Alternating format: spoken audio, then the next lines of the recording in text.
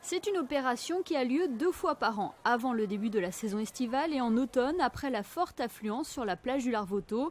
Dimanche dernier, une trentaine de personnes s'est mobilisée à l'invitation de l'association monégasque pour la protection de la nature. Des bénévoles, avec l'aide des plongeurs de la compagnie des Carabiniers du Prince, ont sillonné les fonds afin de ramasser tous les détritus accumulés pendant la basse saison. La pêche habituelle, c'est-à-dire des canettes, des bouteilles d'eau, des verres, des caleçons, des maillots, enfin les choses que l'on peut trouver habituellement quand on est dans une zone de baignade. Après un parasol, une table de bar, je pense que c'est lié aux tempêtes ou aux forts coups de vent qui ont dû emporter le matériel de plage. Donc sensiblement la même chose que d'habitude. En termes de déchets plus petits, c'est vrai qu'on en a un petit peu moins qu'en fin de saison. Donc on espère que les gens vont petit à petit avoir des comportements plus civiques.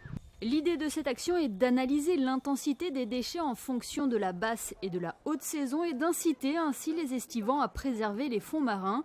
Une campagne de sensibilisation devrait d'ailleurs être mise en place dans les semaines à venir afin de préserver la faune et la flore de cette réserve. Ce que nous avons l'intention de faire avec la direction de l'environnement, c'est vraiment un travail de fond, avec la mise en place de panneaux déjà pour que les gens se rendent compte que c'est une réserve sous-marine, donc une aire marine protégée, qu'on doit préserver notre patrimoine maritime. Et après, certainement des flyers que nous distribuerons pour expliquer le temps de dégradation des déchets, le type de déchets qu'on retrouve, parce que pour certains, on pourrait les éviter. Prochaine action de l'association monégasque en octobre prochain pour le grand nettoyage d'automne cette fois-ci.